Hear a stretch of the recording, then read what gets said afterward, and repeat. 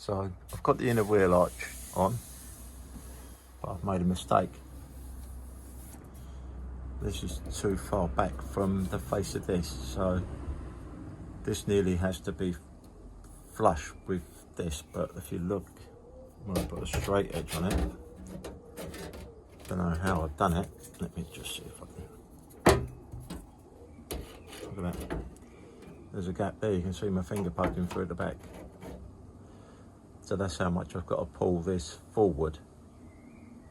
Otherwise, when I pinch this together to the outer wheel arch, it pulls that in, so it doesn't have that nice curve that they normally have on the back of these. This curve just here.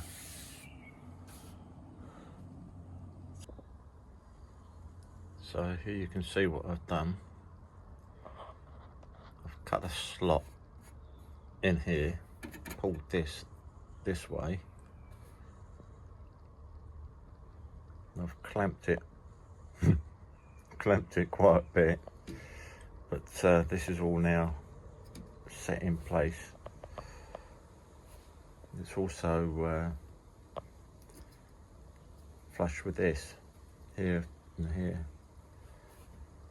So now I'm going to start welding that up.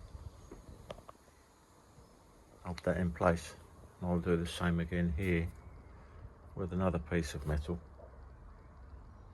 Alright, so let's go welding.